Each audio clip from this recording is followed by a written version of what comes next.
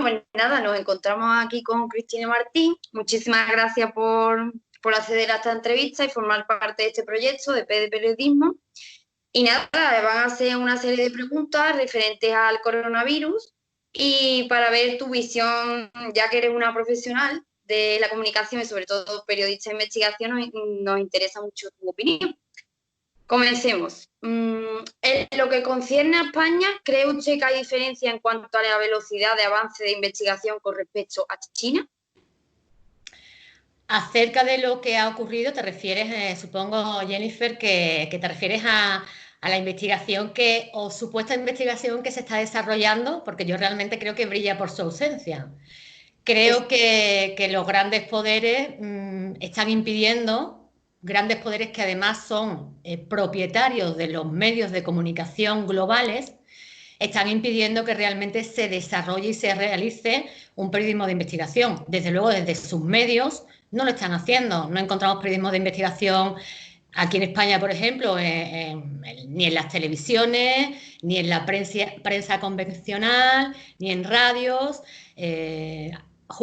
Ocurre justo al contrario, que aquellos periodistas que quieren investigar o que queremos saber qué hay detrás de esta pandemia proclamada por la Organización Mundial de la Salud, pues nos atacan, nos califican o nos descalifican, con lo cual creo que precisamente por todo esto es cuando más periodismo de investigación debe haber para que conozcamos realmente qué está ocurriendo. Perfecto. Como sabemos todos, han circulado numerosas teorías sobre el origen del COVID-19. En un principio se dijo que provenía de animales. Más tarde, algunos datos salieron a la luz sobre prácticas en el laboratorio de Wuhan de patógenos del coronavirus. E incluso se ha llegado a afirmar que se trata de una guerra biológica. ¿Sabría decirme si existen datos que afirman que la COVID-19 proviene de origen animal? Para mí me parece muy interesante lo que están diciendo algunos premios Nobel, precisamente el premio Nobel que descubrió el genoma, ¿no?, del virus del SIDA, y ellos están manifestando que se trata de que el COVID-19 sería un virus manipulado en laboratorio. Sin embargo, volvemos a lo mismo. A estos premios Nobel, a estos virólogos, se les descalifica y no se les deja hablar en los medios convencionales, lo cual hace aún más sospechoso que puedan estar en lo cierto. Si en los medios de comunicación fuesen libres, abrirían un debate, permitirían que estos premios Nobel y estos científicos expusiesen sus teorías, pero desde luego existe un miedo a que estos científicos expongan sus teorías. Existe un miedo porque se les está impidiendo. Con lo cual, hay una parte que es el virus, hay una serie de laboratorios que vendrían a explicar cómo se ha desarrollado este virus y que deben ser investigados, pero hay otra serie de laboratorios que para mí me resultan aún más interesantes y en los que me he volcado en mi siguiente libro, que son los laboratorios de manipulación social. Esos son realmente los laboratorios que a mí me interesan, ¿no? Porque esto es una gran manipulación que se está haciendo a través de los medios de comunicación, a través de la censura a estos científicos, a través de la censura al periodismo de investigación, y creo que la clave de todo lo que está ocurriendo está en esos laboratorios de manipulación social. Entonces, según usted, ¿habría datos verídicos que probasen que se trata de una guerra biológica ideológica entre Estados Unidos y China? Hay datos suficientes para iniciar un periodismo de investigación y descifrar si realmente ha sido un virus utilizado como arma biológica. Realmente yo me inclino, según los datos que yo tengo, según mi investigación, que saldrá en mi libro, ¿no?, en julio, La verdad de la pandemia, quién ha sido y por qué, yo me inclino a creer que está siendo utilizado como un arma biológica para desestabilizar los estados-nación y dar paso a un nuevo orden mundial.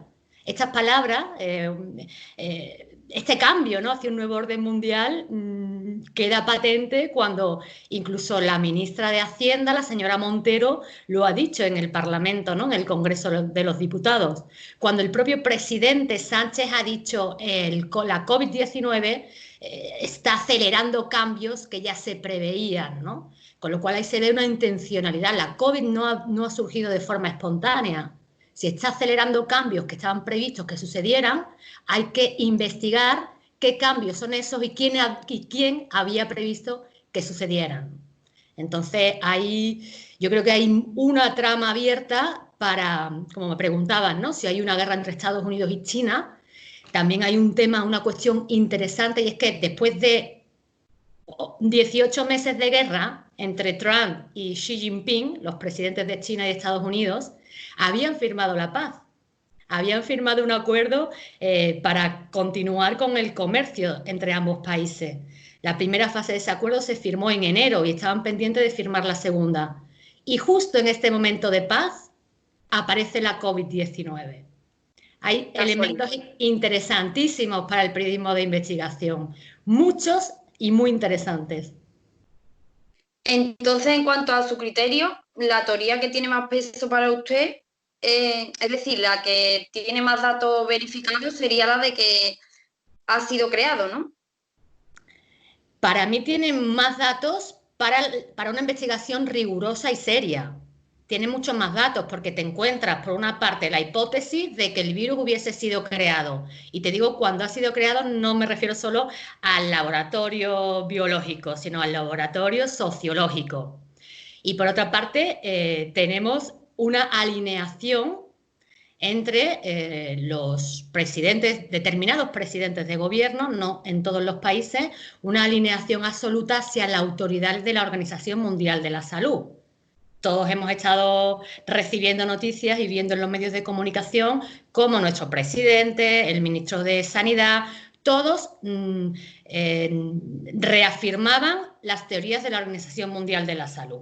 La reconocían como la autoridad única mundial acerca de esta pandemia. Pero si investigamos un poco más, Jennifer, nos encontramos que la Organización Mundial de la Salud ya no es una organización al servicio público, sino que su junta directiva y sus donantes están formados por grandes farmacéuticas, por la fundación de Bill y Melinda Gates.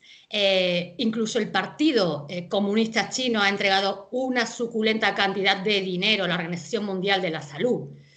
Ahí está la clave de por qué todos nos dicen que tenemos que aceptar las informaciones que brinda el director de la Organización Mundial de la Salud, cuando se ve que ya no es un organismo, como te decía, al servicio de la ciudadanía global, sino al servicio de las grandes farmacéuticas y de los grandes filántropos. Interesante. ¿Cree usted que habría algún fenómeno como la histeria colectiva o similar que hace que se creen estas teorías sobre el origen? ¿Es importante encontrar el origen para acabar con el virus? Hombre, es súper importante encontrar el origen porque así sabremos la verdad, y de eso trata el periodismo, de descubrir la verdad, ¿no? Lo que sí vemos que desde un punto de vista sociológico y psicológico se ha creado una psicosis porque los medios de comunicación que son propiedad, si analizamos la propiedad de los grandes medios de comunicación a los que venimos refiriéndonos, nos damos cuenta que son los mismos propietarios de las farmacéuticas, que son los mismos propietarios de las grandes entidades filantrópicas, con lo cual se ve un interés por crear miedo para que todos acudamos a la vacuna, y se ve un interés porque no conozcamos la verdad. Esa es la función del periodismo. Y la manera más eficaz de hacer que el pueblo obedezca es crear pánico y terror. Si los medios de comunicación están 24 horas del día focalizados en una supuesta pandemia, están recibiendo miedo. Y claro, hay que comprender que hay personas que no conocen las tramas que hay detrás, las tramas de poder, y que realmente ante ese miedo quedan paralizados, bloqueados, y son los primeros que empiezan a reclamar soluciones a aquellas instituciones, ya sea gobiernos locales como instituciones supranacionales como la OMS, para que solucionen el problema. Los mismos que lo han creado son ahora reclamados como salvadores. esto se entiende, esta mentira, porque al final es una mentira, solamente puede quedar al descubierto a través del periodismo de investigación. Por eso es tan importante nuestro trabajo. Perfecto. ¿Cómo ve usted la implicación de los países en averiguar el origen del coronavirus? Bueno, pues hay países que están implicados desde gobiernos, ¿no? Gobiernos y dirigentes que están implicados y que quieren realmente saber qué hay detrás. Y precisamente son estos gobiernos que no están alineados a la Organización Mundial de la Salud. Hay que conocer también, a la hora de investigar, hay que conocer el contexto, ¿no? El contexto sociopolítico y económico en el que hoy vivimos. Nosotros estamos en la era de la globalización y hay unas élites que las ha habido a lo largo de toda la historia de la humanidad, con sus características particulares de cada tiempo, pero hay una élite en esta era de la globalización que quiere dominar y controlar todo este proceso de la globalización. ¿Vale? Entonces, esas élites son las que presionan a gobiernos para que acepten, digamos, sus normas, ¿no? Su nueva normalidad, lo llaman, o la nueva normalidad, el nuevo orden mundial.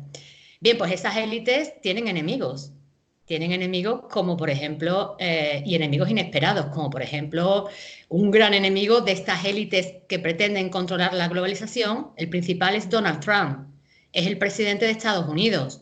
Es un poder, en la actualidad es el país más poderoso del mundo. Estas élites que han estado poniendo en el sillón de los estados, de la presidencia a títeres, a políticos títeres, como por ejemplo es Obama, como por ejemplo los Clinton, ellos tenían preparada la campaña de Hillary Clinton, querían que ganase Hillary Clinton. Claro, al pertenecer a su grupo, al ser un títere de este grupo de poder elitista global, pues era muy fácil de manejar. Pero Trump no pertenece al grupo, entonces se les ha presentado un gran problema. ¿Cómo conseguimos cambiar leyes con un presidente que no es títere? Pues ya sabes que si has estado siguiendo la actualidad en Estados Unidos, a Trump han intentado hacerle todo tipo de trampas, artimañas para quitarle la presidencia. Y justo cuando faltan 10 meses para que se celebren elecciones en Estados Unidos, justo en este contexto, donde para ellos es tan importante tener el poder del sillón presidencial, surge casualmente la pandemia, ¿no? Y hay una presión absoluta, ya ves lo que está pasando hoy en Estados Unidos, ¿no? Desde hace unas semanas, revoluciones en las calles, todo lo que es desestabilizar los gobiernos. Todas estas armas están ocurriendo al mismo tiempo, ¿no? La desestabilización social, la pandemia y sobre todo esa presión a presidentes que no pertenecen a este gran grupo muy férreamente organizado, como no solamente Trump, como también puede ser Bolsonaro en Brasil. Aquí en Europa tenemos a Orbán, en Hungría, Polonia también se resiste. Y realmente estamos en una situación, yo lo que llamo una situación de guerra. Es una guerra global con armas distintas a las que conocemos, pero que finalmente pueden producir cambios de regímenes, que es lo que hace una guerra, ¿no? Cambia regímenes. Vamos a ver, hay que seguir atentos a ver cómo evoluciona todo, pero realmente para mí es un momento periodísticamente muy interesante, donde hay muchísimas cosas, muchos datos que analizar y muchas verdades que sacar a la luz. Respecto al tratamiento de los medios, ¿cree usted que los medios de comunicación han creado un alarmismo innecesario a la población afirmando teorías no contrastadas? Completamente, o sea, es que los mayores creadores de fake news en la actualidad son los medios convencionales, por todo lo que venimos analizando, porque están en manos del poder. Los medios globales no son neutrales ideológicamente, tienen una ideología, tienen una intencionalidad. Cuando lanzan determinados mensajes llenos de alarmismo, quieren provocar una actitud en el receptor, con lo cual estamos viendo que incidimos en lo que decíamos antes, ¿no? La creación de un estado de miedo global para presionar a ciudadanos, para engañarlos y para que aceptemos, entre otras cosas que nos van poniendo por el camino, aceptemos esta nueva normalidad en la que tenemos que salir a la calle y no podemos acercarnos, tenemos que estar distanciados, tenemos que llevar una mascarilla que para mí es un bozal, no podemos acudir al funeral de nuestros abuelos y abuelas que han fallecido con el coronavirus, supuestamente. Entonces, realmente vemos que los medios de comunicación están jugando un papel fundamental en todo este entramado de poder que lleva a los ciudadanos a aceptar normas completamente absurdas, ¿no? ¿Podría recomendarme alguna fuente recurrente para llegar a datos precisos sobre este tema?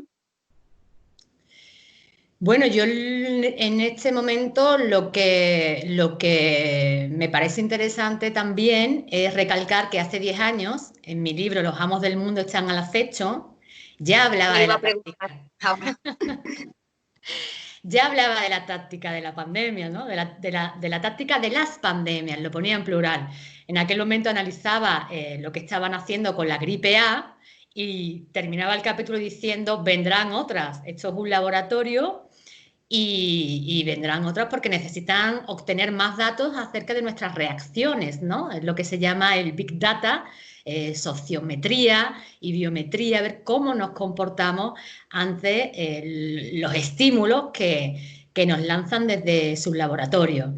Entonces, en este sentido, realmente me pide bibliografía, pero es que hay muy pocos periodistas que se hayan dedicado a analizar la táctica de la pandemia. De hecho, yo solamente conozco ese capítulo, ¿no? de ese libro, que además fue retirado del mercado, fue censurado, fue retirado, y por eso he tenido que escribir otro. Finalmente, 7 años después logré recuperarlo, y ahora pues he escrito la verdad de la pandemia, y estoy muy ilusionada, Jennifer, porque cada vez son más jóvenes los que se interesan por mi línea de investigación, ¿no?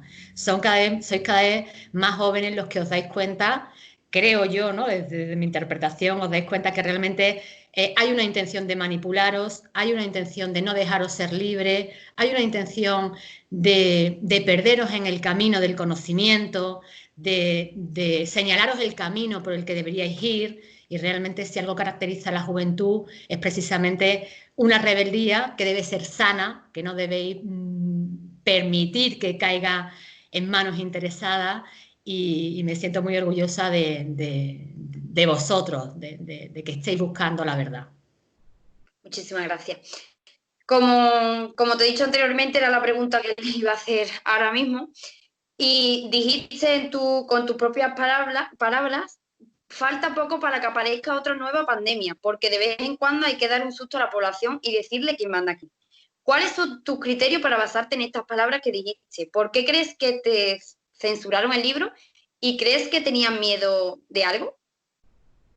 Pues mira, esas últimas preguntas son quizás las más interesantes, porque hay que preguntarse por qué un grupo de personas con poder, con dinero, están tan obsesionados, que yo les llamo a ellos los conspiranoicos, ¿no? Los verdaderos conspiranoicos son ellos.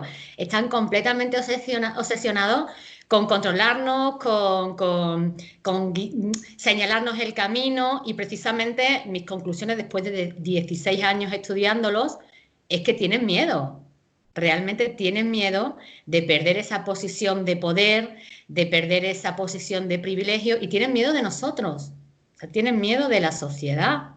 Y hay cantidad de informes que vengo poniendo en mis libros anteriores y en este último, cantidad de informes que señalan que lo que estoy diciendo es así. O sea, ellos se reúnen en sus laboratorios sociales y dicen, para controlar a la población hay que reducir el número de ciudadanos en el mundo, porque es más fácil controlar a un número pequeño de ciudadanos que a un número mayor. Y después aparece el COVID, ¿no? Y dice, qué casualidad, qué virus tan inteligente que obedece las aspiraciones del poder, ¿no? El poder siempre va a intentar controlar al resto por miedo, son ellos los que tienen miedo. el día que todos comprendamos por qué actúan así y cada vez más cantidad de gente deje de tenerles miedo y deje de obedecer sus consignas bajo la presión del miedo, pues podremos construir otra sociedad distinta. Podemos construir. Y también me preguntabas que en qué me basaba yo para hablar de la pandemia, ¿no? Cómo acabé esa frase del libro. Es el periodismo de investigación. O sea, yo termino ese capítulo de la táctica de las pandemias analizando cómo manipularon los sentimientos, las emociones y el miedo de las personas a través de la gripe A. Y se ha demostrado, ¿no? Con la gripe A también íbamos a morir todos. Cuando uno repasa en hemeroteca los titulares, si no nos vacunábamos, si no hacíamos lo que ellos decían, el planeta, el ser humano iba a extinguirse. Nada de eso sucedió. Con lo cual esos titulares eran alarmistas, eran para crear miedo. Y a través de todo el análisis, de todo el proceso de la gripe A, pues acabé concluyendo que vendrían otras, ¿no? Que esto había sido una más, pero que vendrían otras. Y reitero de nuevo lo importante que es el periodismo de investigación para adelantarnos, porque el periodismo no puede estar al servicio del poder, como está en la actualidad. Ahora no hay cuarto poder. El cuarto poder del periodismo está en manos del poder financiero. Y los periodistas no podemos estar al servicio del poder, estamos al servicio de la verdad y tenemos una función social, con lo cual es muy importante que a través del periodismo de investigación cumplamos esa función social, que es la que realmente define al periodismo. Por lo tanto, desde tu experiencia sobre el Club Bilderberg, ¿crees que nos está manipulando y existe un interés político y económico detrás de todo esto? Sin duda. Sin duda, fíjate que Warren Buffett, uno de los grandes millonarios socios de Bill Gates, que está también él detrás de la pandemia, en una de las conferencias del Foro de Davos hace unos años, dijo, sí, realmente hay una guerra de clases, pero en mi clase, la de los ricos, la que la está haciendo y en la actualidad vamos ganando. Entonces, esas declaraciones te demuestran cuál es la ideología del poder. O sea, hay una guerra de clases, pero para ellos solamente hay dos clases, los ricos y los que no somos ricos. Y ellos nos están haciendo la guerra, precisamente por lo que estábamos comentando antes, ¿no? Por miedo a dejar de ser ricos, por miedo a perder el poder. Y esto es importante que se conozca, esto es importante que se sepa para evitar ser manipulados, ¿no? Para que cuando nos declaren una pandemia, nos declaren una crisis como la del 2008, en vez de tener miedo, tengamos la fuerza y el poder individual de decir, no voy a seguir sus directrices porque me están engañando y me están manipulando para sus intereses.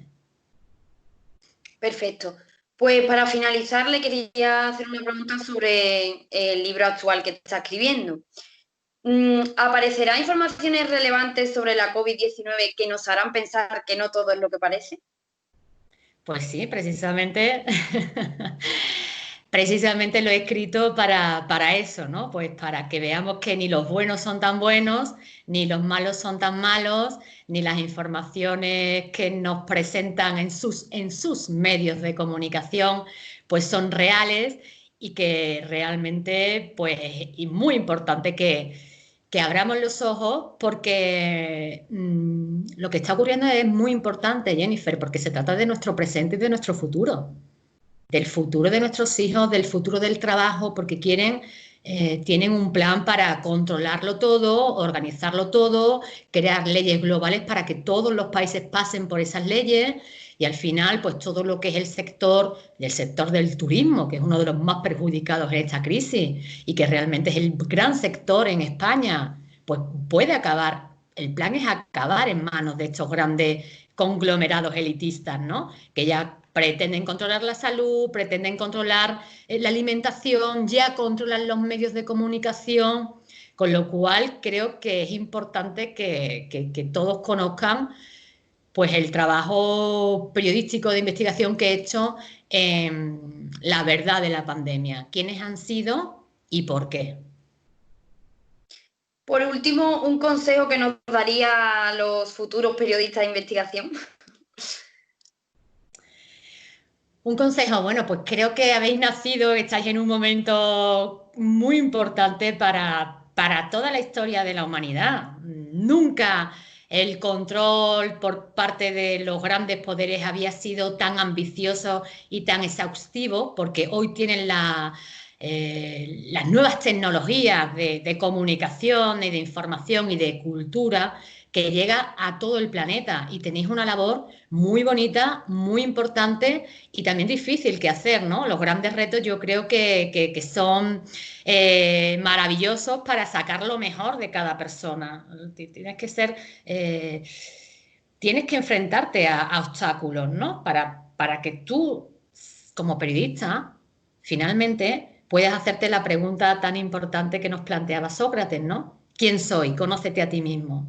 Conócete. En lo fácil no nos conocemos, en lo fácil nos dejamos llevar, estamos en lo cómodo, no hay guerra, no pasa nada. Realmente un ser humano saca lo mejor de sí cuando se enfrenta a un gran reto. Y los jóvenes de hoy tenéis un gran reto en el periodismo de investigación.